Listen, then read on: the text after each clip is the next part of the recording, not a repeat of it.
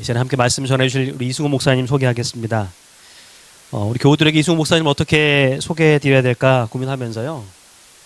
감리교 신학대학을 졸업하시고 언제 도미하셔서 어떤 공부를 하시고 어느 교회에서 또 목회하시고 이렇게 소개하기에는 제 성이 차지 않습니다. 그래서 고민하다가 이렇게 소개해드리면 어떨까 여러분께 좀 생각을 했습니다. 제가 목회를 잘하고 있는지는 모르겠지만 제가 목회하는 동안에 많은 영향력을 주신 분들이 계시는데요. 꼽으라면 딱 두 분 꼽을 수 있을 것 같습니다. 한 분은 한국에 계시는, 지금 은퇴하셨는데 제 고향교회 담임 목사님이시고요. 또 다른 한 분은 우리 이승우 목사님이십니다. 목사님을 뵌 지는 한 10여 년 정도 됐는데 만나 뵐 때마다 참 많은 조언들을 해주셨고요. 그리고 또 교회와 성도들을 늘 아끼고 사랑하시는 그런 분이십니다. 제가 알기로는 지금까지 섬기시는 교회에서 34년간 한 교회를 계속 목회하고 계십니다. 이 감리교에서는 참 쉽지 않은 일인데 어쩌면 유일하지 않을까 싶습니다. 그런데 지금도 본이 되시도록 열심히 또 성을 다해서 목회를 하고 계신 분이세요. 그래서 오늘 특별히 여러분께 소개를 하려고 합니다.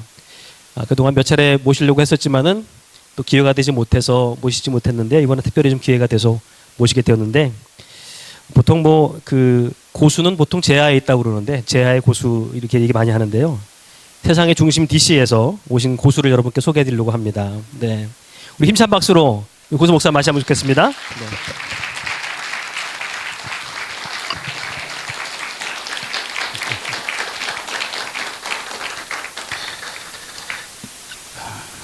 참고로 저는 고수를 싫어합니다. 그래서 포 먹을 때도 슬란초는 꼭 빼고 먹습니다. 그거를 왜 그 맛에 먹는데 왜 그걸 빼냐 그러는데 저는 잘 안 맞아요, 그게. 그래서 동남아에 가면 참 고생해요. 대부분 음식에 다 들어가 있어서. 그런데 하여튼 그건 그렇고, 저도 몽고메리에 삽니다. 저희가 사는 카운티 이름이 몽고메리 카운티입니다.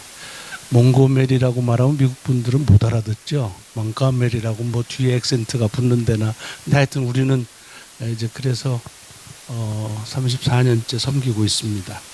제가 이곳에 몇 년 전인지 모르지만 한번 집회 왔었습니다. 우리 교회에. 그때에 제가 받은 인상은 찬양하는 곡이 우리는 전혀 부르지 못한 곡을 하시더라고요. 그래서 제가 이렇게 생각해 보니까 워싱턴은 대개 한국 문화가 세상 문화도 그렇고 교회 안에도 문화도 그렇고 LA로 해서 뉴욕으로 해서 시카고 갔다 이렇게 대개 그렇게 흘러옵니다. 근데 여기는 그냥 바로 한국에서 직수입이 됐더라고요. 그래서 찬양이 이런 찬양도 있구나. 그게 지금도 기억에 납니다. 그때 찬양 인도하신 분이 우리 해병대 361기였는데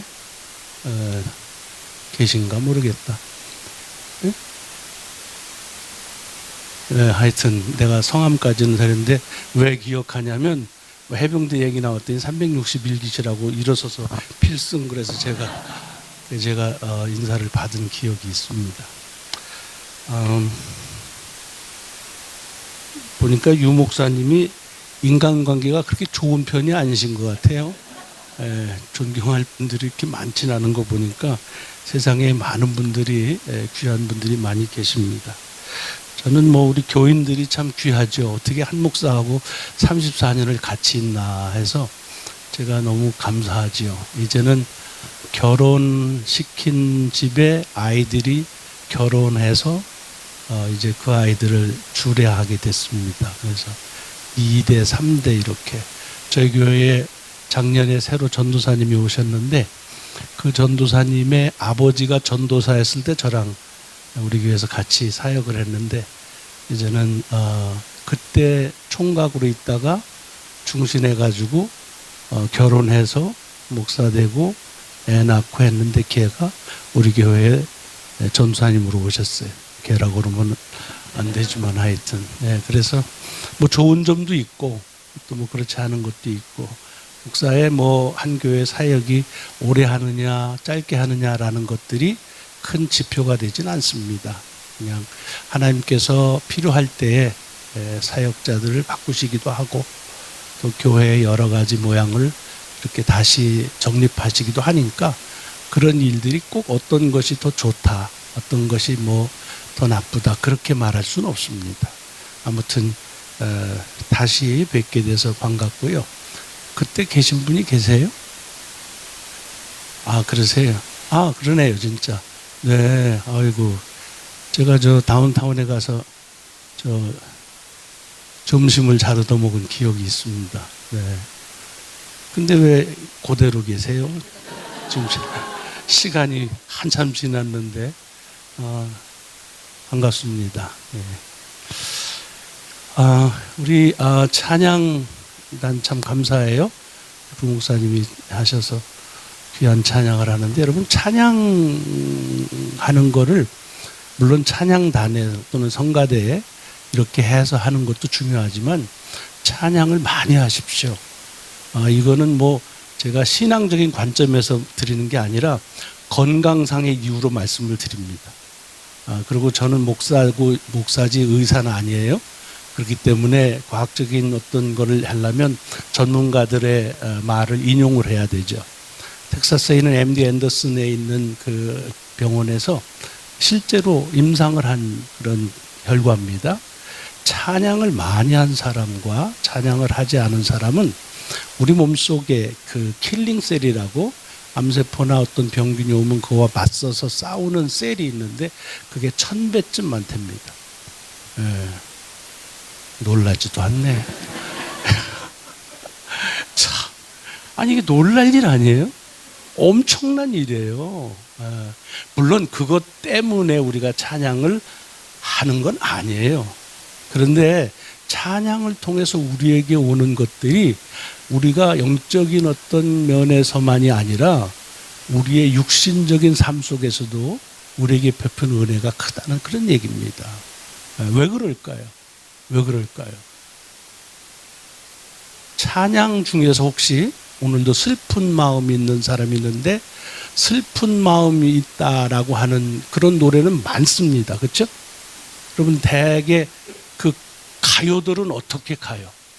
슬픈 마음 있는 마음을 노래한 가요가 많잖아요. 그거는 우리의 슬픔을 동감해줘요.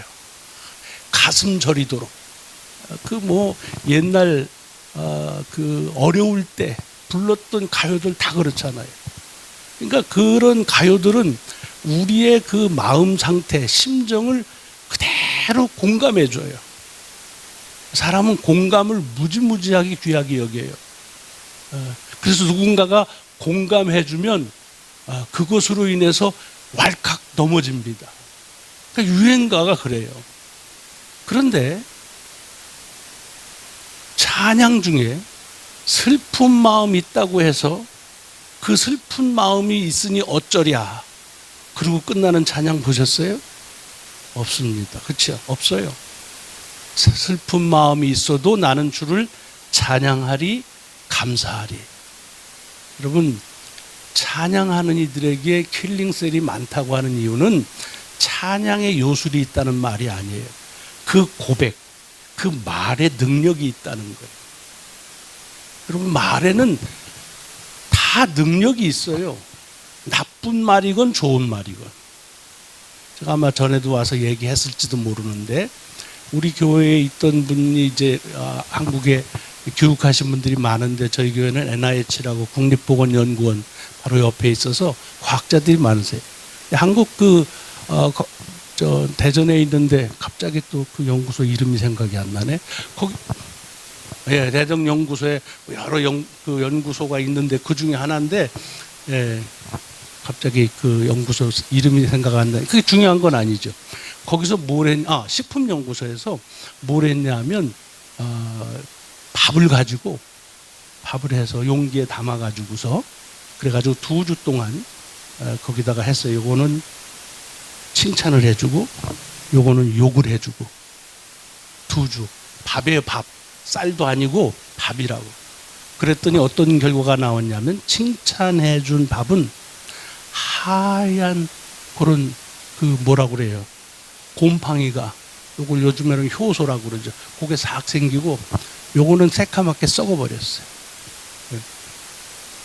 여러분, 밥이 욕 들으면 기분 나쁠까요?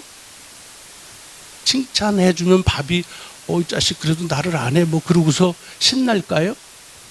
우리는 대개 말의 능력을 내가 깨달음에 있다고 생각을 해요. 그렇죠? 그래서 누구의 말에 능력이 있다면 내가 잘 알아듣게 해서 그러면 그게 말에 능력이 있다 그래요. 그게 아니고 그는 말에 능력이 있다는 사실을 깨달은 거지 내가 깨달을 때 말의 능력이 나타나는 게 아닙니다. 말은 말 자체의 능력이 있어요. 그것이 좋은 말이건 나쁜 말이건. 그런데 가요하고 찬양의 차이가 뭐예요? 가요는 사람들의 심금을 울리고 그 생계에 공감을 하지만 그것으로 끝나요. 그리고 대개 비탄하게 그렇게 끝납니다. 누군가 그런 얘기 했더라고요. 이 곡을 부르다가 그 곡처럼 되신 가수들이 많다고 그런 얘기하는데 그 놀라울 일은 아닙니다. 우리가 찬양한다는 것이 우리에게 왜 귀하냐 하면 우리는 그 하나님의 말씀이 내 속에서 고백되어지기 때문에 그렇습니다. 여러분, 우리 교회에 다니면서 오늘 이번 집회를 말씀 집회라고 그랬어요. 그죠? 말씀 집회. 보통은 부흥회라 그러는데 말씀 집회라고 그랬어요. 그러니까 하나님의 말씀의 능력을 아신다는 얘기죠. 그렇죠? 네, 아셔야 돼요. 네, 뿐만 아니라 말의 능력을 알기 때문에 말이 얼마나 중요하냐 하는 거예요. 여러분, 칭찬은 고래도 춤추게 한다. 그런 책 보셨죠? 네, 그래서 우리가 칭찬을 많이 해야 된다는 거예요. 맞아요, 그 말. 긍정적인 말을 하는 것 굉장히 중요합니다. 그런데 사람의 말은 고래를 춤추게 하지만 하나님의 말씀은 고래를 만들었단 말이에요. 그렇죠? 우리가 지금 얘기하는 말은 사람의 말을 얘기하는 것이 아니에요. 이 세상을 지으신 창조, 이 세상을 주관하시는 섭리, 이 말씀을 우리들은 얘기하고 있는 거예요. 그리고 이번에 그 말씀의 능력을 다시 한번 확고하게, 견고하게 다지자. 그런 의미로 여러분들이 이 집회를 모이자고 하신 거죠? 피식 웃는 분도 계시네. 뭘 그것까지 그렇게 심각하게 생각하고 했나. 뭐 연초에 집회 한번 해자니까 그냥 뭐 아유 또 뭐 왜 그런 거 합니까? 그러면 또 뭐라 그럴까 봐. 예, 뭐 원하시면 하세요. 뭐 이러고서 하셨는지도 모르죠. 뭐 상관없어요. 여러분, 성경에 보면 내가 주 예수를 고백하면 예수를 그리스도로 고백하면 구원을 얻는다 그랬어요. 그죠? 예. 예수가 그리스도다라고 고백하는 게 중요해요. 이 말을 왜 드리냐면 예수가 그리스도라고 하는 고백을 할 때에 그 말에 하는 때의 감정이 어떠냐? 그거에 대해서 성경이 뭐 얘기하고 있어요? 그 고백을 할 때에는 정결한 마음으로 목욕 제기하고 그리고 정신 똑바로 차리고 예수는 그리스도이십니다. 좀 거룩한 목소리로 뭐 이래야 구원을 받는다라고 되어 있습니까? 제가 가진 성경은 그렇지 않아요. 무슨 소리예요? 고백이 중요한 거지. 그 고백하는 우리의 마음의 상태, 주변의 여건 이런 게 중요한 것이 아니에요. 그런데 우리는 자꾸만 그거 후차적인 거가 더 중요해. 후차적인 거. 집회를 이렇게 하다 보면 나하고 어떤 연관이 있느냐 하는 것 가지고 그 목사님 뭐 이렇게도 하고 여기도 예산분 계시오? 여긴 경상도가 대세죠? 네. 제가 고향이 예산이거든. 어쨌든 우리는 어쨌든지 연관을 가지려고 그래요. 연관을 가지려고. 그런데 여러분 관계를 가지고서 말씀을 듣거나 듣지 않는다고 하는 일이 얼마나 성경 속에서 비성서적인지를 말하는 것이 뭐예요? 여러분 주님께서 하늘의 말씀을 선포하실 때 예수 그리스도와 자기들과의 관계 때문에 듣지 않은 사람들이 많아요. 예수님께서 말씀하신 그 자체가 틀려서가 아니라 저놈은 갈릴리 놈이야. 쟤는 아이고 나사렛, 아니 거기서, 아니 무슨 어디서 공부한지도 모르는데, 예루살렘에서 태어난 것도 아니고 공부한 것도 아니고 어디서 굴러먹은 놈인지 모르는데 와가지고 헛소리를 하고 있어. 이렇게 돼요. 여러분, 주님께서 말씀하신 그 말씀 자체에 바리새인들과 다른 그 당시의 기존 세력들이 그 말씀 자체를 부정한 적은 없습니다. 그러니까 여러분, 말씀의 그런 생활을 해 나가시면서 물론 목사님하고 관계가 좋아야 돼요. 좋으시죠? 또 이게 또 안 좋으면 또 시켜가지고 했다 이제 그러는데, 목사하고 관계가 좋은 게 참 좋아요. 하지만 우리들이 신앙생활 하고자 하는 그 목적 또는 그 이유가 내게 주신 하나님의 말씀 때문에, 나를 변화시키는 그 말씀 때문에 하는 거예요. 이거 안 되면은 갑자기 내가 바리새인도 되고 갑자기 내가 대제사장 되고 그렇습니다. 이거는 목사의 입장에서도 마찬가지예요. 그래서 처음에 목회할 때 힘들게 하시는 그런 장로님 계신데 되게 이쪽에 앉으셨어. 그러니까 여길 보기가 싫어. 왜? 보면은 내가 말하기가 어려워. 그래서 내가 이쪽만 보고서 하니까 어느 날 우리 선배 목사님이 딱 집어내시더라고. 너 좀 불편한 교인이 네가 볼 때 오른쪽에 앉았냐? 아유, 그걸 어떻게 하세요? 내가 너 설교하는 그 비디오를 봤는데 그쪽을 안 보더라. 그러시는. 그때가 사실이에요. 그랬더니 나도 그랬다. 그러시더라고. 그러니까 사람이 그래요. 예. 1부, 2부 있으면 참 좋아. 왜냐하면은 2부 가서 볼 사람 안 보려면 1부로 오면 되고, 1부에서 보기 싫은 사람 있으면 2부 가서 보면 되고. 아니 여기는 안 그렇지. 근데 말을 해보자니까 그런 거예요. 예. 그러니까 관계로 듣지 말자는 거예요.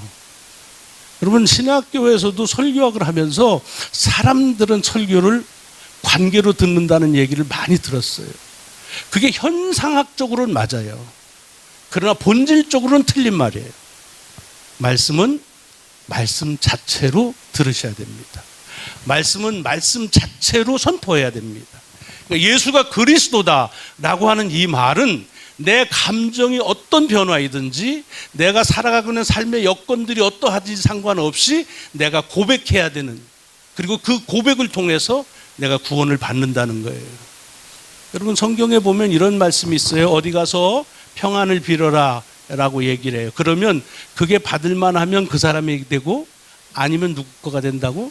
자기 거가 된다고 그래요. 야, 요건 아주 장사치고는 괜찮은 거 아니에요? 손해보지 않는다. 그 얘기가 아니에요. 이걸 말씀이라고 잘 생각해 보세요. 내가 말을 할 때, 내가 말하는 것을 듣는 거는 상대방의 자유입니다. 지금도 아마 안 들으시는 분 계신가? 상관없어요. 그렇죠? 내가 말하지만 내 말에 능력이 있지만 안 듣는 분들이 계실 거예요. 말의 능력 앞에 서지 않을 수 있단 말이에요. 네. 그렇지만은 그 말의 능력을 말하는 나는 피할 수가 없죠. 말하는 나는 그 말의 능력에 어떻게 피할 수가 없어요. 말이 안 되니까. 말이 안 되면 능력이라는 건 없으니까. 그 말씀이에요. 그러니까 우리가 우리 스스로 하나님의 말씀을 선포한다는 말은 다른 이들을 위한 것이기 이전에 곧 나를 위한 고백이다. 이런 말씀을 우리가 같이 새겨볼 필요가 있습니다. 교회 찬양 얘기하다가 여기까지 갔는데 아직 집회 시작도 안 했어요. 근데 하여튼 제가 1시간씩만 할게요. 네. 목사님이 설교 얼만큼 하세요? 30분쯤 하시나? 네? 20분? 20분. 야, 그러면 40분만 해야 되나? 그러라는데 나보고 2시간 하라고. 저러고 2시간 하면 또 뭐 하라고 그랬다고 또 하는 사람은 또 뭐야 이런다고. 1시간 정해놓고 제가 저 뒤에 있으니까 왜냐하면 오늘 말씀 오늘 하고 또 내일 하면 되니까. 그때 와서 내가 사개오 얘기했던 것 같은데 제가 홍 목사님한테 전화해서 그랬더니 그거 다 못 끝내셨어요 그러더라고요. 근데 여러분 이걸 아셔야 돼. 우리가 지금 무슨 입시 시험 준비하는 과외 수업 받는 거 아니잖아요. 여기 무슨 쪽집게 특강 받으러 천국 가려면 어떡하느냐 무슨 특강 받는 거 아니잖아요. 그죠? 사실은요 성경은 참 신묘막측해요. 다 뒤져도 하나고요. 하나를 봐도 다예요. 그게 뭐예요? 예수는 그리스도다. 이것 이상도 없고 이하도 없어요. 그러니까 진도가 얼마나 나가느냐는 공부 많이 하신 분들은 굉장히 신경 쓰셔. 아니 6절까지 하시다고 해놓고는 왜 4절에서 끝나세요? 뭐 그러면 아니 시험 안 봐요. 그러니까 그리고 4절까지만이라도 또는 2절까지 어느 교회 가서 제가 1절만 하다 왔어요. 1절만. 그때 그 다음에 또 불러서 또 갔어요. 그런데 아니 부르라는 얘기가 아니고 이제 그렇다는 얘기예요. 자, 오늘 시편 23편이지 이번에는 말씀 가운데서 특별히 시편 23편의 말씀만 주목할 것입니다. 혹시 제가 여쭤볼게요. 나는 이 세상에 태어나서 시편 23편을 처음 읽었다 오늘. 그런 분 계세요? 아마 그런 분은 안 계실 겁니다. 그렇죠? 성경 말씀 가운데서 가장 많은 사람들이 애송한다, 파워풀하다, 또는 내게 있어서는 마지막 고백이다 이렇게 말씀하시는 분들이 굉장히 많은 것이 이 시편 23편이에요. 저희 교회 장로님이 한번 수술을 받으러 가시는데 전립선 수술을 하러 들어가시는데 장로님 이제 가서 이제 기도했어요. 기도하고 했는데 기도 끝나자마자 이 수술실로 가면서 여호와는 나의 목자시니 내게 부족함이 없으리로다 막 혼자서 막 복도에 큰 소리로 외치고 들어가시더라고요. 하도 많이 들어서 외우는 게 그거밖에 없어서 그러셨는지 모르지만 많이 들으셨어요. 그죠?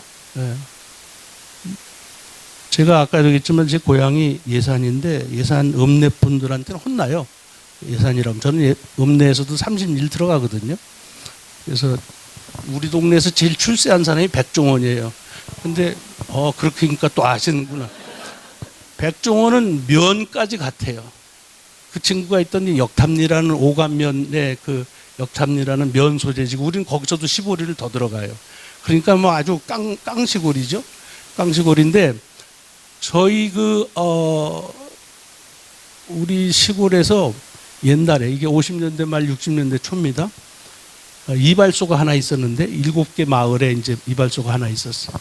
그러면 이발소에 가서 이발을 하는데 우리는 다 그때 벌써 후불제를 실시했어요.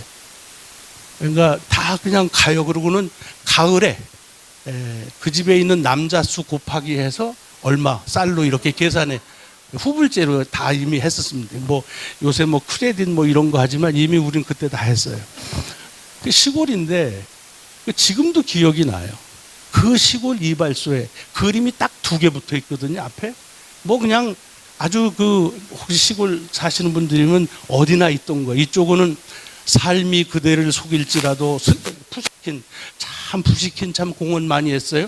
그게 있고 이쪽에는 그건 없이 목자가 양을 하나 이렇게 들고 있는 그 그림, 이 시편 23편 말씀을 가지고 했던. 그러니까 제가 얘기하려는 건 그 정도로 잘하는 말씀이다 하는 얘기입니다. 아마 오늘도 이 말씀을 읽으시면서 뭐 벌써 6절 끝절까지 다 계신 분들이 계실지 모르겠는데 굉장히 익숙한 말씀이에요. 근데 익숙하다는 것이 굉장히 좋은 점도 있지만 우리에게 익숙하다고 하는 것들은 우리 속에 새로운 도전이 없을 때가 많습니다. 저희 교회에 어느 집사님이 계세요. 뭐 부부 잘 사세요. 이분이 이런 얘기를 하더라고요. 자기 남편은 오래 입은 헌 외투 같대요. 그래서 그게 무슨 소리예요? 했더니 이게 벗자니 허전하고 입고 나가자니 본때 안 나고 새로 사자니 돈도 없고 그냥 살 수 없이 입는 것 오래된 옛 외투와 같으다. 익숙하다 그 말이죠. 익숙하다는 말. 여러분 하나님의 말씀 가운데서도 그렇게 우리가 밑줄 쫙쫙 그으면서 익숙한 말씀이 있는데 오늘 본문의 말씀이 아마 그런 말씀 중에 하나가 아닌가 생각합니다. 다윗의 고백이죠. 여러분 다윗 하면 사실은 시편이 150편이 있지만 모든 시는 다윗이 지었다고 고백할 만큼 그렇진 않습니다. 뭐 여러분들이 다 상식적으로 아시겠지만 다윗 이후에 있는 시편들이 많아요. 그럼에도 불구하고 지금도 여전히 모든 시편은 다윗이 지었다라고 하는 그 이유는 뭐냐? 이스라엘 역사에서 하나님을 찬송하고 하나님께 하는 고백은 그는 그 모든 그 모형, 롤 모델이 다윗이기 때문에 그렇습니다. 이것도 다윗의 고백이에요. 제가 이걸 힘주어 말하는 이유는 이제 이 말씀을 조금 이제 하다 보면은 나올 텐데 다윗의 고백인데 여기서 중요한 것이 뭐냐면 저는 1절 말씀이 매우 중요하다고 봐요. 왜냐? 여러분 이게 사실은 이렇게 그 쭉 보면 다윗이 꽤 나이가 들어서 했던 고백처럼 들려요. 뭐 조사는 안 해봤어요. 몇 살에 쓴 시다 그런 건 모르겠지만 적어도 삶의 여정이 하나님의 인도하심을 따라서 꽤 오래 살고 나서 했던 고백이라는 그런 그 뉘앙스가 있습니다. 그렇다고 한다면 무슨 소리냐 하면 많은 그런 그 고백을 하나님께 했을 그 다윗이 이것이 마치 하나님께 드려지는 찬양이요 신앙의 고백인데 이렇게 했다고 하는 말은 좀 우리가 곰씹어 볼 필요가 있다는 거죠. 근데 1절이 뭐라고 되어 있냐면 여호와는 나의 목자시다라고 되어 있습니다. 여호와는 나의 목자시다. 여러분 이게 뭐 이렇게 중요해서 목청 높이느냐 그러겠지만 여호와는 나의 목자시다라고 하는 말은 무슨 소리냐면 다윗이 자기의 삶에서 하나님께 드려지는 고백에 가장 우선을 뭐로 했느냐면 하나님이 누구신가를 지금 말하고 있는 겁니다. 자기가 살아온 삶에서 가장 우선되는 것이 무엇이냐? 하나님이 누구신가? 라고 하는 것이 그의 고백에 가장 우선이 되었다. 그런 말입니다.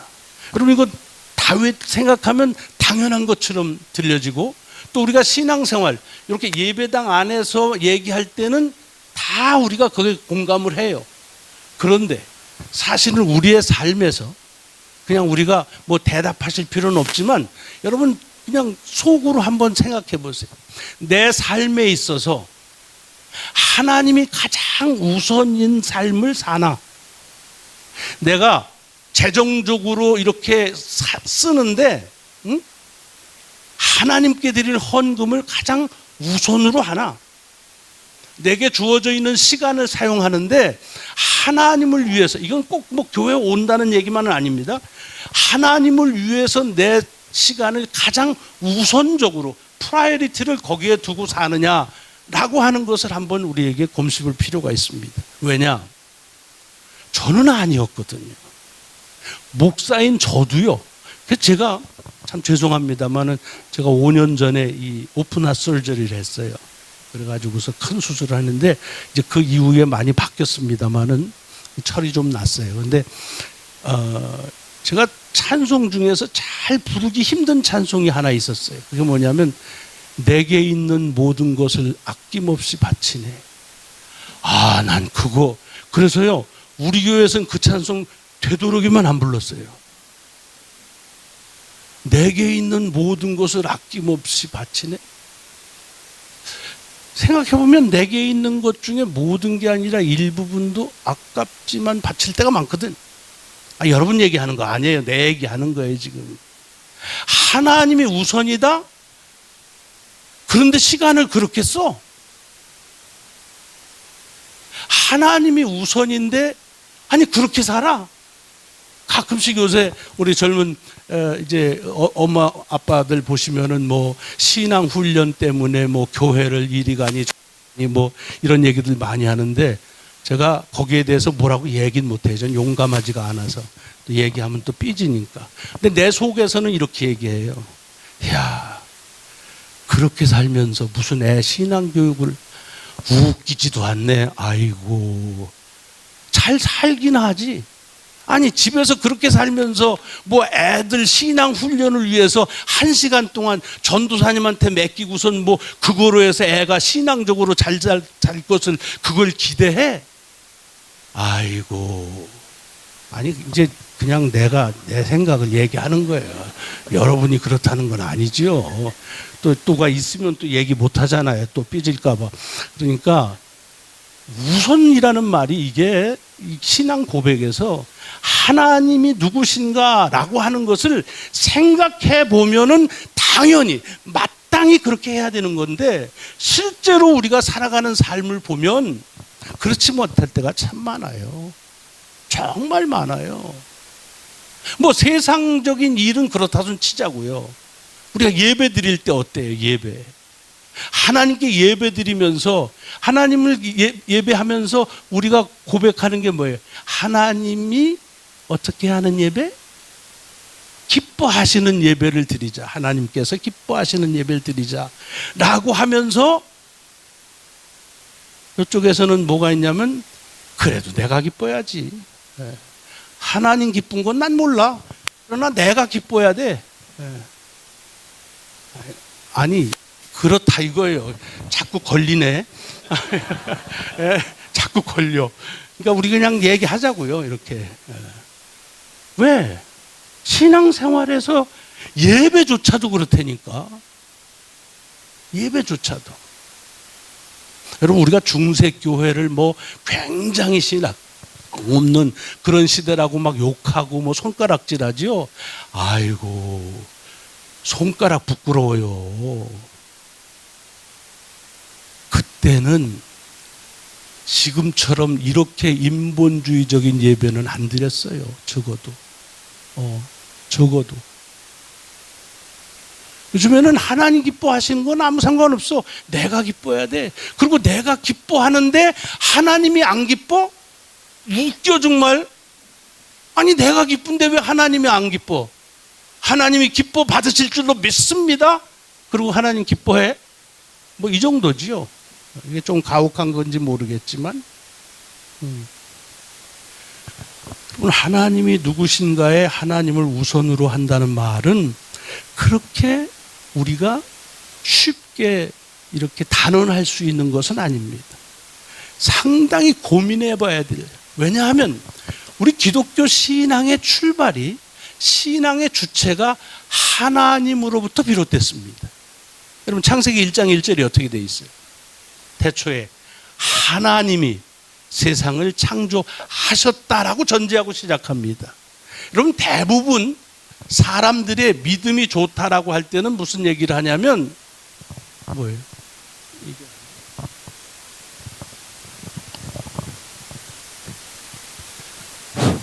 네, 뭐 똑같네.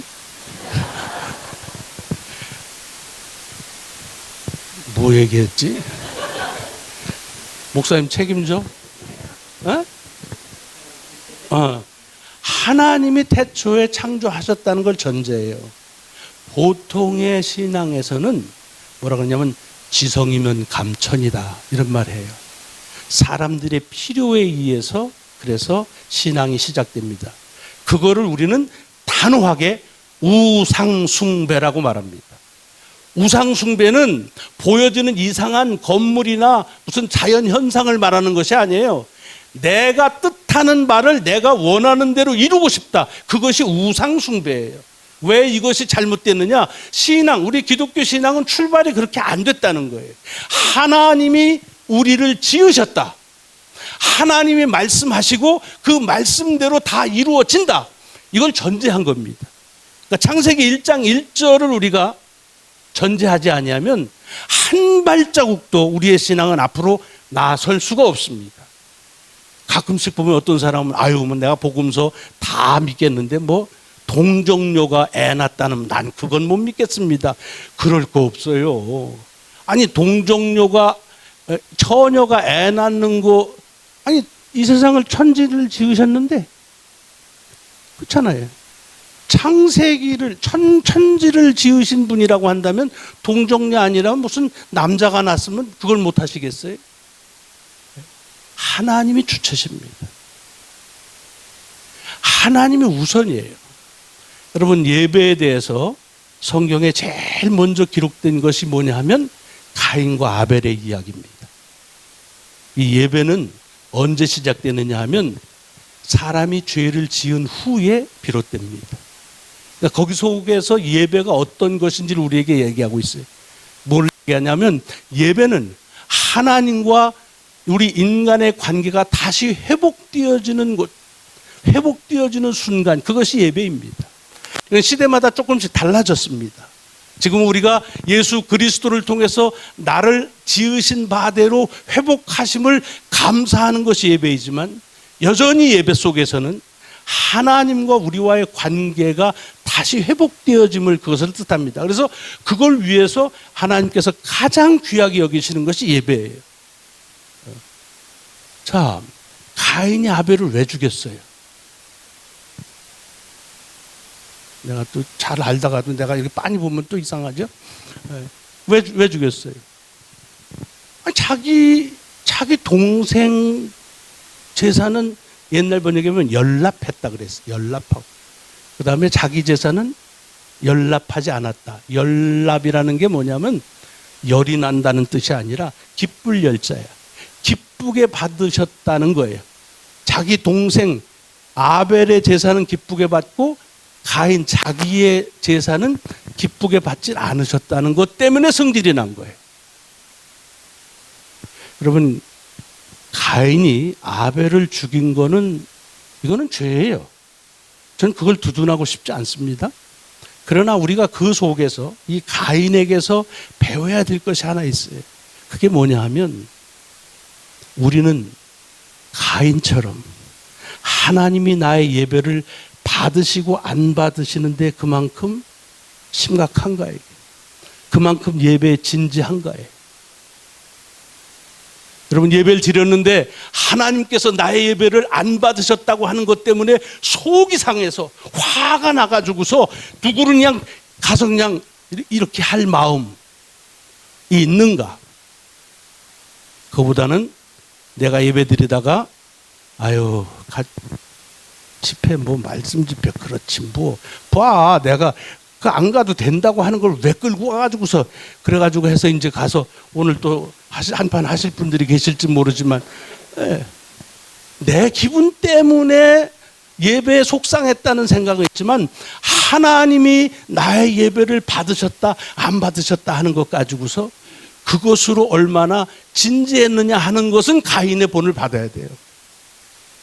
물론 가인과 아벨의 하나님이 두 사람의 제사를 왜 하나는 받고 하나는 안 받으셨을까? 뭐 여러 가지 얘기들 해요. 뭐 재물이 달랐다 또는 뭐 예배를 드리는 정성이 달랐다. 여러분 그거 아니에요. 성경에 보세요. 그런 얘기 없어요. 그리고 형제지간에 같이 예배 드리는데 뭐 차이 나면 얼마나 차이 나겠어요. 그게 그거지 뭐. 아니 형제지간에 신앙생활 잘하고 못하는 게 뭐 거기서 거기지 뭐. 그리고 그런 열의와 또는 그런 어떤 재물의 차이 때문이 아니에요.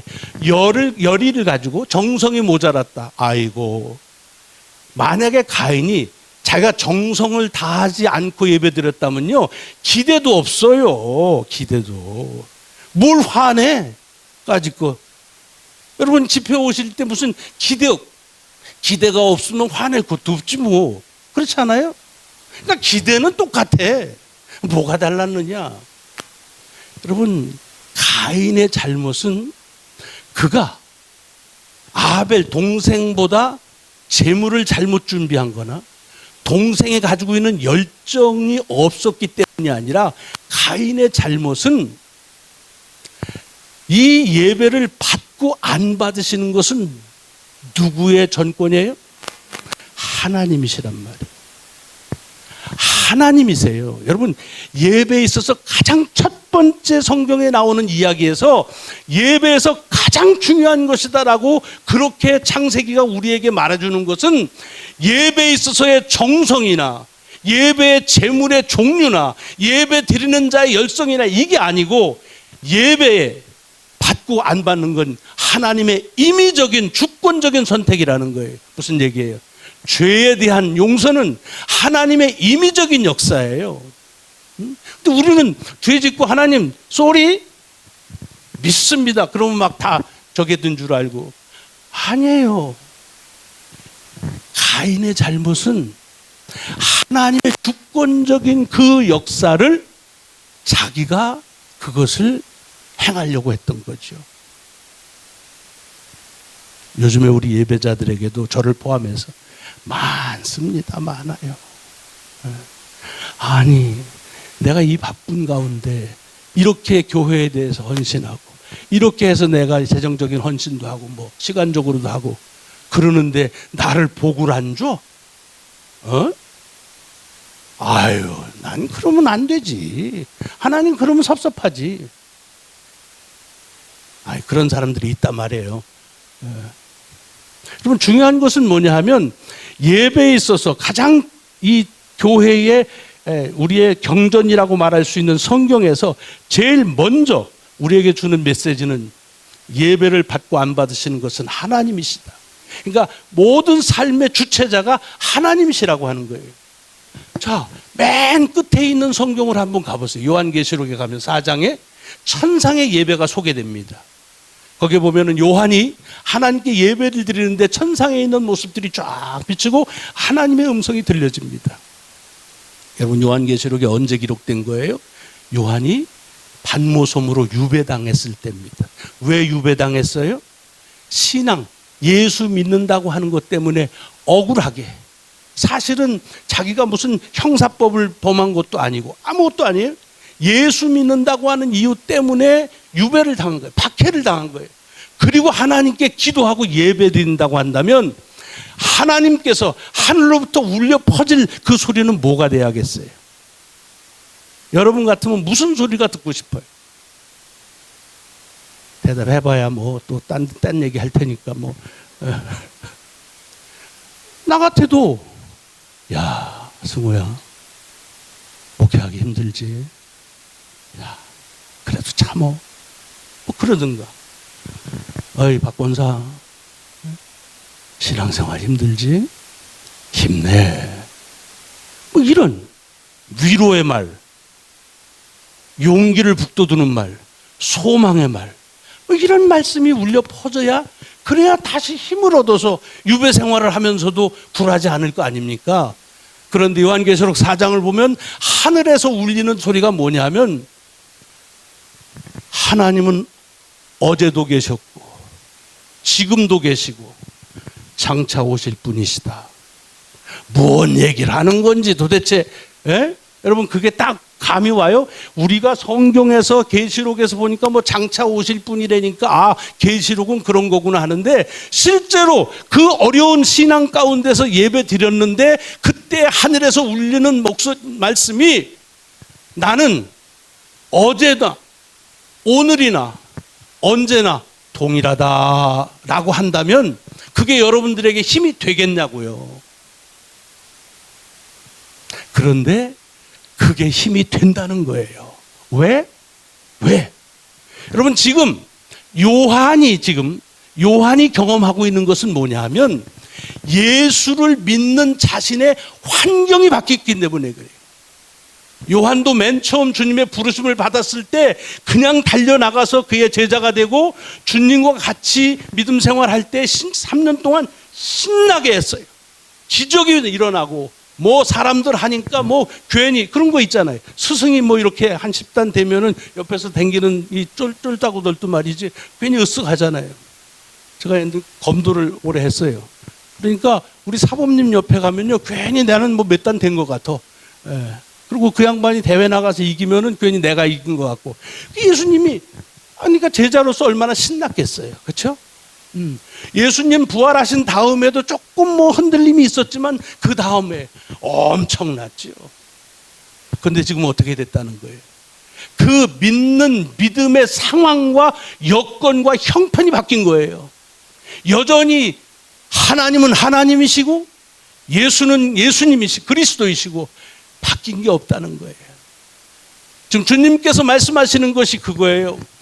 나는 네가 신명 나서 그때 믿었을 때 나나, 네가 힘들다고 해서 지금 믿는 나나, 앞으로 장차 네가 바라는 그때 나나 똑같다. 여러분, 이게 우리 신앙의 소망이고 신앙의 이유입니다.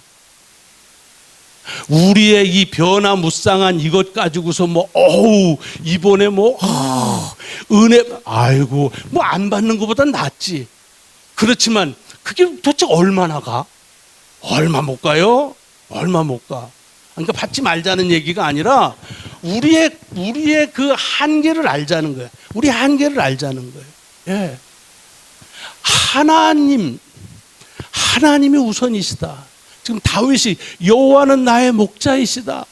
하나님은 누구신가에 있어서 천명적으로 선포적으로 처음 말씀하신 그 말씀이 그리 중요하다고 하는 얘기를 지금 드리고 있습니다. 여러분, 우리 개신교가 기독교 2000년 역사에서 굉장히 공헌한 게 많이 있습니다. 굉장히 많이 있어요. 그러나 좀 아쉬운 것도 없지 않아 있어요. 여러분, 제가 이렇게 얘기하면 또 돌맞아 죽을 일인지 모르지만, 여러분, 마틴 루터가 종교개혁을 일으켜서 우리 개신교회가 시작이 됐잖아요. 귀한 거예요. 아주 귀해요. 그런데 그분이 종교개혁을 하면서 제일 먼저 한 것이 뭐냐면 성경을 번역하셨어요. 독일어로. 그렇죠? 이건 뭐 다 아시는 거니까. 전에는 라틴어로 돼 있었어요. 그래서 다른 사람들이 잘 성경을 못 읽었어요.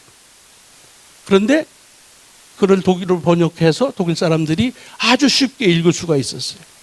이거는 엄청난 큰 변화입니다. 정말 큰 개혁이에요. 누구나 언제나 하나님의 말씀을 읽을 수 있다고 하는 것은 엄청난 거였습니다. 그런데 보세요. 그 다음에 우리의 신앙이 어떻게 됐어요? 전에는 하나님의 말씀이 듣는 거예요. 누군가 말하면 내가 듣는 거예요. 그래서 더 대개 말씀을 들으라 이렇게 시작합니다. 말씀을 선포하고 들으면은 듣는 자에게 선택이 있지 않습니다. 말하는 자에게 선택이 있어요. 그리고 말하는 대로 나는 듣기만 하면 되는 거예요. 그렇죠? 근데 성경이 번역되고 나서부터는 이제는 어떻게 돼요? 내가 읽기 시작하면서 이제는 주객이 바뀝니다. 하나님의 말씀을 내가 읽어요. 그러다 보니까 어떻게 돼요? 이건 뭐 족보만 나오네. 사람 이름, 지명, 이거 레위기, 이건 뭐 맨날 봐도 몰라. 요거 줄 긋고. 누가 선택해요? 우리도 모르는 사이에 신앙의 주체가 우리 자신으로 바뀌는 그런 아쉬운 점, 위험한 점이 우리 개신교 신앙에 있습니다. 많이 있습니다. 우리가 예배실을 마련할 때도 그래요. 이제는 예배실을 새롭게 한다고 하면 그런 예배자들의 편리함을 얘기합니다. 여러분, 교회 역사 2000년 중에서 적어도 17년 동안은 1700년 동안에는 교회 건축하는데 예배자들의 편리함을 논하지 않았습니다. 어떻게 하면 하나님의 위대하심, 그 Almighty God, 그것을 어떻게 우리들이 그 속에 들어가면 그걸 경험할 수 있을까? 여러분, 중세까지에 지었던 유럽에 여행 가시면 다 보는 가서는 이거 다 비어가지고서 이제는 다 관광지만 됐고 이렇게 하고 하는데, 여러분, 그렇게 협찰 일이 아니에요. 협찰 일이 아니에요. 많이 느껴야 돼요. 그때에까지만 하더라도 적어도 하나님의 위대하심, 그리고 그 전능하심을 어떻게 하면 우리들이 표현할 수 있을까? 거기에 비해서 퓨들 보세요. 이 회중석 정말 허름하게 했습니다. 돈이 없어서요? 아니죠. 그렇게 엄청난 돈이 들어가는데 왜 회중석 하나를, 그것을 요즘으로 말하면 그냥 극장식으로 왜 못해요? 못한 게 아니죠. 안 한 거지요. 왜? 신앙의 주체는 하나님이시다 라고 하는 것이 그때는 그래도 있었어요.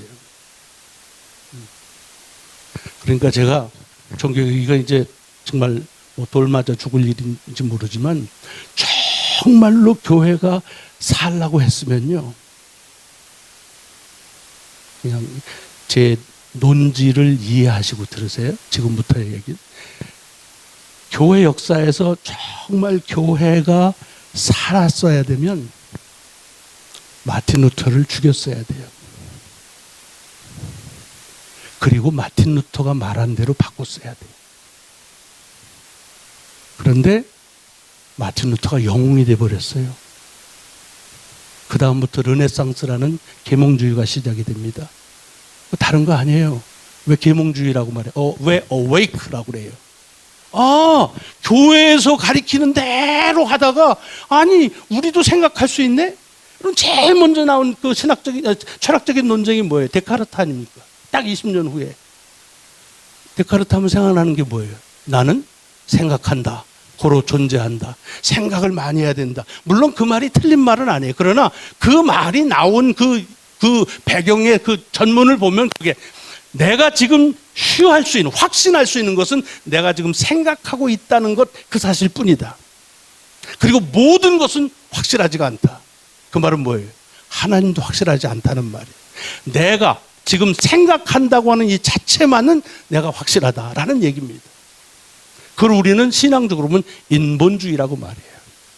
이게 미술로, 음악으로, 철학으로, 문학으로 마구 들어갔습니다. 그 다음부터는 사람이 제일 좋아하는 게 인문학입니다. 여러분, 그 렘브란트라는 분이 그린 글을 우리가 인상주의라고 말하잖아요. 그럼 그 렘브란트의 그림이 그전 그림하고 뭐가 달라요? 그 전에는 이 그림이라고 하는 것이 이 성경의 이야기를 전해주는 거예요. 그러니까 거기에 주인공이 누구냐, 뭐 무슨 옷, 그런 건 별로 중요하지가 않아요. 그냥 스토리만 전해주면 돼요. 근데 그 다음부터 그 인상주의가 딱 해서 어떻게 되냐면, 빛을 가지고서 이 화가가 이런, 이 말하자면 이제 그 미술을 보는 사람들의 시각을 이렇게 이끕니다. 그래서 뭔가를 직시하게 만들고 뭐를 클로즈업하게 하고. 그래서 여러분, 그 렘브란트가 그린 그 탕자, 돌아온 탕자 그림 한번 보세요. 거기 보면은 아버지가 이렇게 하는 그 손이 있는데, 아버지 손이 하나는 엄마 손 같이 그리고 하나는 아빠 손처럼 했어요. 그러니까 그게 뭐냐면은, 뭐 그 돌아온 게 꼭 아버지만 기뻐할 필요는 없잖아요. 엄마도 더 기뻐했겠지.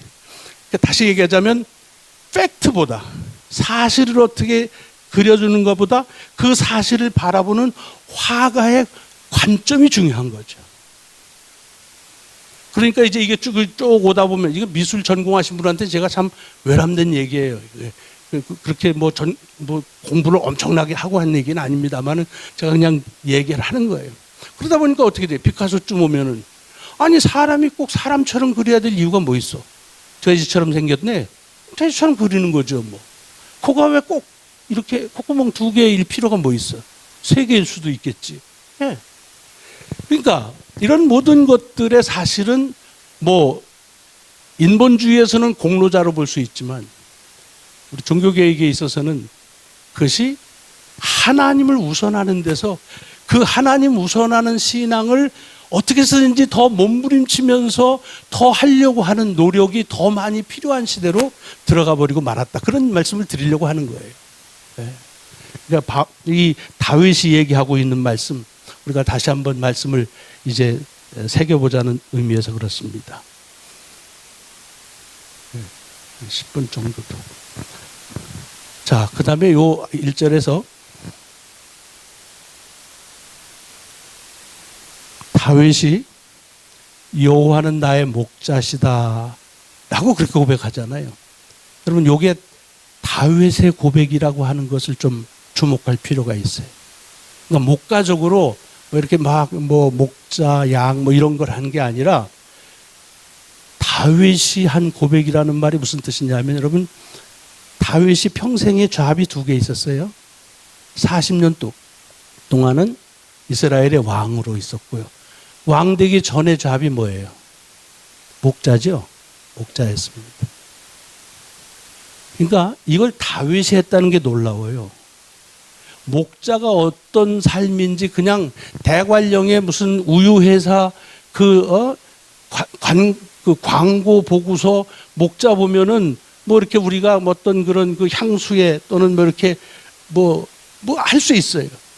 근데 실제로 살아본 사람, 목자로 산 사람이 하나님을 목자라고 말할 수 있다고 하는 말은 다릅니다. 그냥 목가적인 의미의 표현이 아니라는 얘기죠. 예를 들면 이런 거예요. 만약에 하나님이 누구신가 하면서 하나님이 목자라고 선언할 때에 다윗은 생각했을 거예요. 하나님이 내게 누구셨는가 라고 할 때 물론 그가 왕으로 지냈기 때문에 하나님은 나의 왕이시라는 고백이 많습니다. 그것도 귀한 거예요. 왕으로 지낸 사람이 왕이라고 고백하는 거하고 우리가 지금 왕시대하고는 아무 상관도 없는 시대에 사는 우리가 하나님을 왕이다라고 말하는 건 다른 거예요. 그러니까 다윗의 고백이라고 하는 것이 이게 중요한 의미가 있는 거예요. 무슨 뜻이냐? 적어도 다윗은 목자로서 잘 살았다는 거지요. 그렇지 않겠어요? 아, 내가 살아온 삶에 하나님이 나의 목자가 되신다고 그럴 때 자기가 살아왔던 목자의 모습이 그려질 거 아니에요. 그런데 아이고 내가 이거 양들이나 키우고 살 사람이 아닌데 이 새끼들 때문에 내가 신세 조졌다고 팍팍 차기나 하고 말이죠. 보라고 그러면 보지도 않고 막 갔다가 패대기 치고 수틀리면 가서 막 저 패고 잡아나 먹고 막 이러면 그러면 하나님이 나의 목자시다라고 고백할 수 있을까요? 자기가 못하는 거는 고사하고 누군가가 그 얘기하면 아마 옆에서 섬찟했을 거래요. 목자로 잘 산 거죠. 왕도 마찬가지예요. 다윗이 자기가 왕 노릇하면서 신하들 그냥 뭐 조금 흠이 있지만 뭐 그래도 하여튼 그렇게 탐관오리하고 한 축이 돼가지고서 그렇게 왕 노릇했다고 한다면 정말 하나님을 나의 왕이시라고 고백할 수 있을까? 없을 거예요. 잘 살았다는 거예요. 이거는 우리들에게 있어서는 하나의 목가적인 고백이 될 수 있을지 모르지만 다윗에게 있어서는 자기의 삶의 고백인 겁니다. 여러분 만약에 어떤 의사 선생님이 계세요. 하나님이 누구신가 하면서 하나님은 나의 의사이시다 라고 고백할 수 있는 의사라면 그러면 의사 노릇 잘한 거지요. 네? 괜히 뭐 이렇게 뭐 비싼 약하고 뭐 특진료 이렇게 하고 뭐 막 이런 거 해가지고 환자들 이러지 않고 정말로 성의 있게 이렇게 해줬던 그런 의사라면 그 고백을 할 수 있죠. 뭐 엔지니어들 마찬가지죠. 뭐 하나님 나의 엔지니어이시다. 잘 이렇게 공정을 잘 하면은 그리고 그렇게 고백할 수 있어야만 된다는 그런 도전입니다. 그럼 뉴욕 할렘가에 거기에 선교사가 들어가서 이제 선교를 하는데 뭐 전혀 교회 생활하지 않는 분들한테 하나님을 소개하려니까 힘들잖아요. 그러니까 얘기하는 거예요. God is just like your daddy. 한 것처럼 너희 아빠와 같다. 근데 듣는 사람 얼굴이 다 이상해지는 거예요. 왜? 아니 우리 아빠와 같아? 알코올 중독자인데 마약하는데 우리 엄마 패는데 우리 안 돌보는데 아니 내가 그런 아버지하고 사는 것도 힘들어 죽겠는데 하나님이 그런 하나님이라고 그런 하나님을 믿으라고. 그러니까 그분이 이제 다시 바꿨어요. God is just like a mom. 왜 어려운 가정은 엄마가 헌신적인지 몰라. 그러니까 벌써 마음 하니까 얼굴이 달라지는 거예요. 여러분, 지금도 우리는 하나님 아버지라고 고백하잖아요. 아버지들 잘 사셔야 돼요. 아니, 종교 심리학에서 하나님에 대한 이미지에 가장 강렬한 그걸 심어주는 게 아버지예요. 왜? 하나님 아버지라고 그러니까. 하나님 아버지. 물론 히브리어에는 아버지나 할아버지나 다 똑같은 말이에요. 뭐 그래도 하여튼 제가 우리 아버지가 저 21에 나셨어요. 저를 참 일찍 나셨어. 6.25 때 그 반공포로 되고서 이제 북한으로 올라가면서 이제 반공 청년단 막 죽일 때 저희 아버님은 이렇게 그 사형장에 갔다가 기적으로 살아나셔서 아마 그 다음에 이제 우리 엄마를 같은 교회에서 있었는데 이거 안 되겠다 그러고서 빨리 했나 봐요. 그래서 이제 21에 저를 낳으셨거든요. 지금도 기억이 나는 게 저희 아버님은 자꾸 하셨는데 아버지 하면 굉장히 엄했어요. 그리고 저는 어렸을 때 할아버지네 집에서 컸어요. 가끔씩 저희 아버님이 군목이셨는데 이렇게 오시면 뭐 이렇게 잘하라는 게 많았어요. 그리고 잘해도 좀채로 칭찬을 안 하세요. 100점 맞았다. 문제가 쉬웠을 거다. 우리 학교에 전교 1등 했다. 뭐 두 반밖에 없어요. 그래. 야, 우리 면에 국민학교가 몇 개냐? 우리 군에는 몇 개냐? 충청남도 내가 알 게 뭐예요? 그러니까 정신 차려라 이거야. 뭐 좋은 말씀이죠. 그러니까 칭찬에 굉장히 인색하셨어요. 그리고 저는 잘못하면은 아카시아 나무 꺾어 오라고 그래가지고 이렇게 주무실 때 이렇게 비는 거 나무 목침에 올라가서 이렇게 몇 대 맞을래? 5대요. 뭐 때려서 컸어요. 그러니까 늘 아버지 하면 엄격했어요. 저는요 잘 몰랐는데 하나님에 대해서 얘기할 때도 정의로우신 하나님에 대한 것들이 굉장히 강하더라고요. 그런데 감사한 게요, 우리 할아버지는 이 세상의 모든 기준이 저예요. 우리 아버지 1년에 2번 왔다 가면 그 다음엔 제 세상이에요. 모든 기준이 저예요. 한 번도 저한테 잘못했다라는 말씀을 안 하셨어요. 워낙 영특하니까. 우리 고모들이 계신데 읍내에서 이제 여고를 다니셨는데 제가 초등학교 때 운동회를 하면 사교시하고 조퇴하고 와야 돼요. 응원하러 오라고. 안 하면 등록금 안 보내준대요. 지지배들이 무슨 공부를 하냐고 막 옛날엔 그랬단 말이죠. 지금 그랬단 뭐 큰나죠. 그럼 와가지고서 뭐 승우야 뭐 이거 해요. 그럼 저는 4명이 뛰면 4등, 6명이 뛰면 6등. 정말 못 뛰었거든요. 그런데도 뭐 하면 또 해맑게 웃으면서 또 이렇게 보고 그런 기억이 나요. 그럼 왜 운동회 하면 왜 1, 2, 3 이렇게 팻말 놓고 그거 쓰고 나머지는 들어가잖아요. 우리 할아버지는 그걸 용납을 안 하셨습니다. 절 데리고 본부석으로 올라가세요. 얘는 왜 안 주냐. 얘는 등수에 못 들어.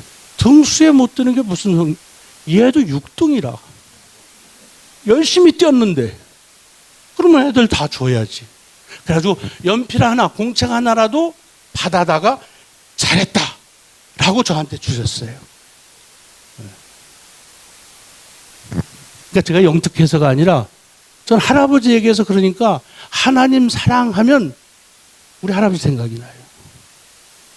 정의로우신 하나님 그럼 우리 아버지 생각나고 사랑의 하나님 하면 우리 할아버지 생각나고 잘하시라는 얘기예요. 여호와는 나의 목자이시다. 목가적인 고백이 아니에요. 다윗이 자기의 삶을 살고 하나님은 내겐 목자이셨다. 내게 왕이셨다. 내가 비록 부족했지만 그러나 내 삶을 돌아보니 그분은 정말로 내가 양을 칠 때 그 모습처럼 나를 키우셨다. 내가 왕으로 나라를 치리할 때처럼 나를 치리하셨다. 라고 하는 그런 고백을 남기고 또 그 고백을 우리에게 도전해 주시는 말씀입니다. 네. 내일 새벽에 또 계속하죠. 네.